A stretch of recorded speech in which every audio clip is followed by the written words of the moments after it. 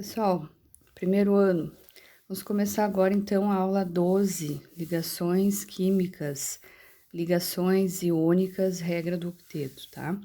Então, a gente vai trabalhar, né, como tem as resoluções de exercícios, fica mais fácil de visualizar, a gente vai trabalhar de novo, né, com os slides do professor Agamenon, tá? Então, observe as substâncias presentes no nosso cotidiano. Então, nós temos a água, o cloreto de sódio, nitrogênio, ozônio. Reflita por quê? Nas substâncias, os átomos estão unidos uns aos outros? Sim, né? Na água, um átomo de oxigênio e dois átomos de hidrogênio? Sim. No cloreto de sódio, há apenas um átomo de cada elemento? Sim, né? O sódio e o cloro. No ozônio, existem três átomos de oxigênio? Sim, três átomos somente do oxigênio. E no nitrogênio, temos dois átomos de nitrogênio. Por que se dá isso? Isso acontece devido ao quê? Devido às ligações químicas, né? E tudo começa com a estabilidade dos gases nobres que vão fazer com que essa interação entre os outros átomos fiquem também estáveis, tentando copiar, digamos assim, essa estabilidade deles, tá? Então, os gases nobres e a estabilidade. Os átomos dos gases nobres são encontrados isolados na natureza e isso se deve à sua configuração eletrônica. Então, a gente tem do hélio ao radônio a configuração eletrônica deles nos seus subníveis de energia, tá?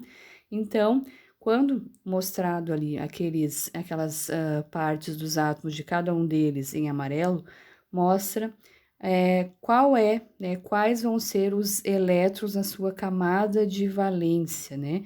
Ou então, todos os átomos dos gases nobres têm 8 elétrons na camada de valência, com exceção do gás hélio, tá? Por quê? Porque ele é bem pequeno, ele só tem 2 prótons e 2 elétrons, né? Seu número atômico é 2.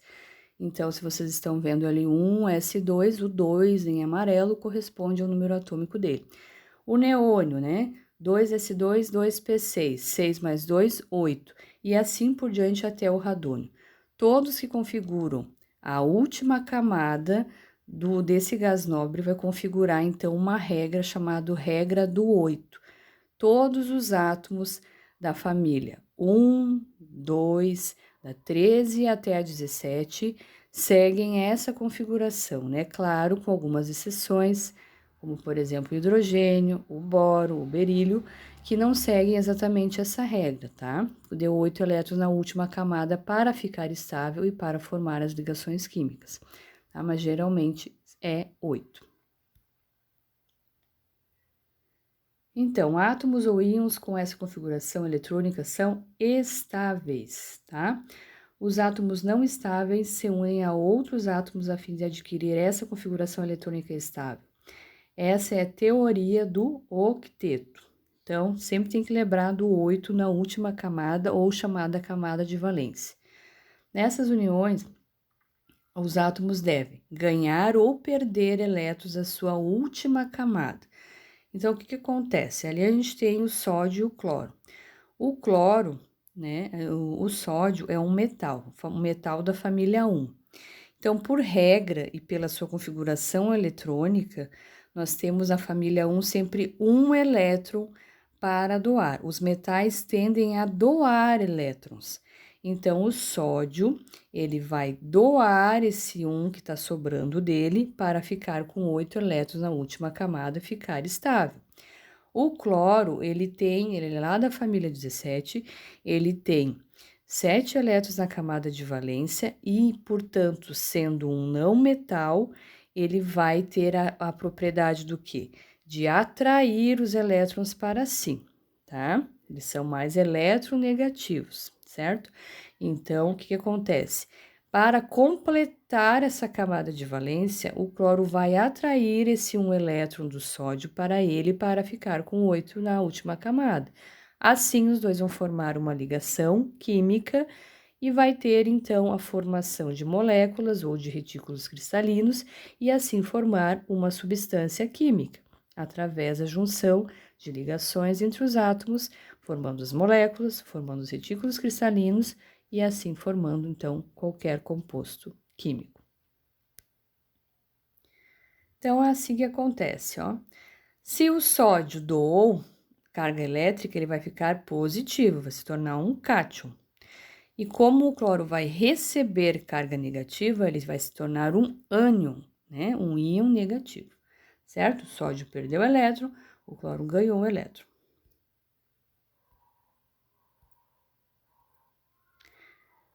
Então, aqui, ó, compartilhar elétrons na última camada. Então, aqui a gente já está falando de um outro tipo de ligação, né, que a gente vai ver, né, daqui a pouco, que é o compartilhamento. Então, o elétron não é nem de um e nem de outro, vai ser compartilhado entre os dois. Então, ali, ó, o H2, que é uma das moléculas mais simples que existe, cada hidrogênio tem um elétron. Eles ficam estáveis formando a configuração do gás hélio, que é 2.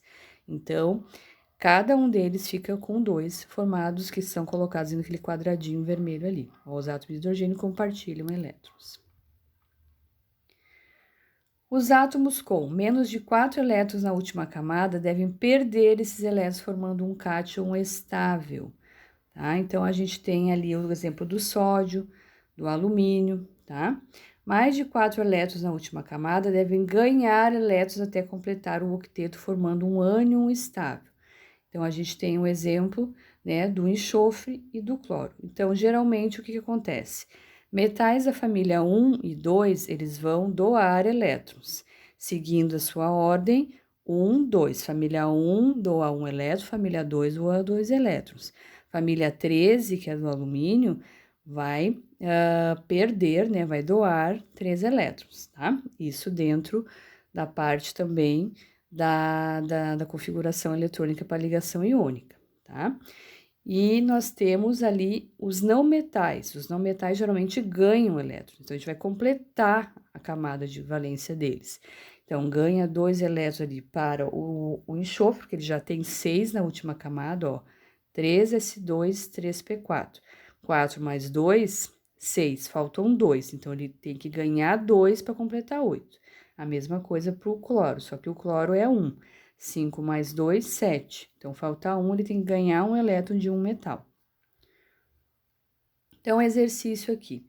Para adquirir configuração eletrônica de um gás nobre, o átomo do número atômico 16 deve. É esse que a gente viu aqui, né? É o enxofre. 16 é o número atômico do enxofre, tá? Então, 1s2, 2s2, 2p6, 3s2, 3p4 ganha 2 elétrons, tá? Então, ele tem que receber 2 elétrons. Um elemento de configuração eletrônica, né? Termina lá no 3p5, possui forte tendência A. Então, ó, na última camada tem 7 elétrons, então ele vai provavelmente, né, ganhar quantos elétrons? Um só para completar um elétron e completar a regra do octeto. Então, vamos passar à frente. Vamos passar aqui e vamos chegar na ligação iônica, o eletrovalente. Aqui se dá pela diferença de atração eletrostática, positivo e negativo, a formação de um ânion e de um cátion, que a gente viu ali no NaCl há pouco, tá? Então, cargas opostas sempre, na ligação iônica, os átomos ligantes apresentam uma grande diferença de eletronegatividade, isto é, entre metal e um não metal, isso não pode esquecer. Sempre metal e não metal formam uma ligação iônica, principalmente os sais são formados por ligações iônicas, ou metal e hidrogênio, tá?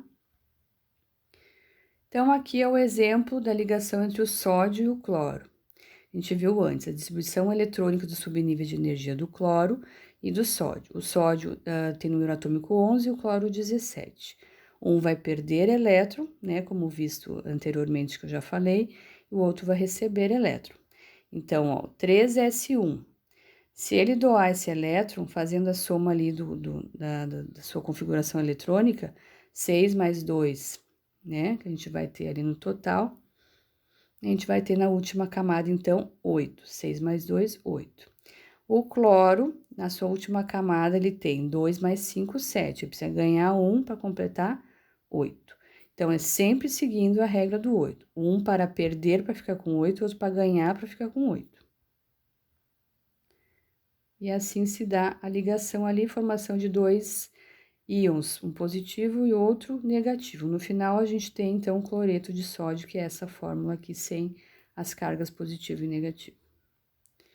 Aqui, né, mostrando o átomo de cada um, então, em camadas, né? Então, o sódio só tem uma bolinha branca na última camada, o cloro tem 7. E aqui, então, a bolinha branca vai para o cloro e os dois vão se unir formando o cloreto de sódio. Aqui a gente tem exemplo de outra substância, ó, agora com níveis, tá? Mostrando os níveis de energia, KLM ali. O magnésio, número atômico 12, e o cloro, número atômico 17, tá? Então, pelos níveis de energia é mais fácil de enxergar, né? Na última camada ali, na M, pro magnésio, tem 2. No cloro, tem 7. O magnésio é da família 2, ele é um metal, ele vai doar elétrons. O cloro é um não metal, da família 17, ele tem 7 elétrons na última camada, né? Então, ele vai receber um elétron. Então, o que vai acontecer aqui, ó? Cada um dos dois, do último M2 lá, do magnésio, vai ir para cada um dos átomos de cloro, que são 2, né? E aí, no final das contas, eles vão se unir e vão formar o MgCl2, o cloreto de magnésio, também é um sal. Aqui uma regra prática, né, para a gente montar as fórmulas, então, dos compostos iônicos. Poderemos usar na obtenção da fórmula final o seguinte esquema: CXAY, ou chamado de regra do X, tá? Então, vai haver a inversão, né? O X passa para A e o Y passa para C, né? Por isso que a gente chama de regra do X, tá? Vou fazer um exercício aqui. O composto formado pela combinação de elemento X, Z20, e o elemento Y, Z9, provavelmente tem a fórmula. Então, o que a gente tem que colocar aqui? A distribuição eletrônica, né? Ou então, ver lá na tabela periódica quem tem o número atômico 20, que é o cálcio, né? E o Y, número atômico 9, né? É o flúor, tá? Então, a família 7, onde está o flúor, onde está o cloro, né, que a gente viu, sempre tem um para receber. No caso do X, que é o número atômico 20 ali, que é o cálcio, está na família 2, na tabela periódica. Então, ele vai ali, ó, 4s2, ele tem que doar para ficar ali no último nível, né, o 3, com 8 elétrons na camada de valência, 6 mais 2, tá? Então, o que vai acontecer ali? Então, a gente vai ver a inversão, ó, x2, y1, que é o que cada um tem em relação à carga, tá? E aí, a gente vai inverter, o 1 não aparece, né, nas fórmulas químicas, a gente vai ter, então, x, y2.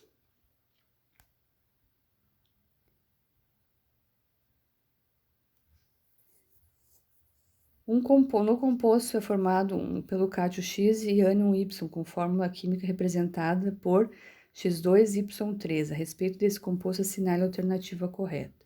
Então, aqui o que a gente tem? X2Y3, vai haver, né, a inversão entre os dois lá, e nós vamos ter, então, o X com carga positiva mais 3 e o Y carga negativa menos 2. Perdeu 3 elétrons, tinha 3 elétrons na camada de valência, então, quanto mais positivo, porque ele perdeu carga negativa, e o outro ele ganhou 2 elétrons, né, para completar o 8. Então, sempre quando ele é negativo, ele está recebendo, certo? Então, nós temos ali a letra B como correta. O átomo Y possui 6 elétrons na camada de valência. Aqui nós temos outros exercícios, né, que a gente vai falar na aula ao vivo ali. E aqui as características dos compostos iônicos. Então, eles têm alto ponto de fusão e ebulição, lembrar do cloreto de sódio, que é o sal de cozinha. Eles têm alto ponto de fusão, né? Ele puro, ele precisa de uma temperatura de mais de 300 graus para fundir, né? Para derreter. Bom condutor de corrente elétrica no estado líquido, em solução aquosa. A água, né? Ela conduz corrente elétrica, né? Não a água pura, mas a água da torneira, por exemplo, conduz corrente elétrica, que ela tem alguns íons dissolvidos nela, e quando misturado a algum sal, por exemplo, ela vai conduzir essa eletricidade com mais eficiência ainda. E são sólidos à temperatura ambiente. De novo, né, lembrando sempre dos sais. O sal de cozinha é um exemplo mais clássico aí. Então, fazendo o último exercício aqui, se comparado à água, o cloreto de sódio possui polo de fusão elevado, em consequência da forte atração entre seus íons, né, sódio e cloro, certo? Então, a gente vai ter um elevado, né, forte atração de seus íons, a letra E.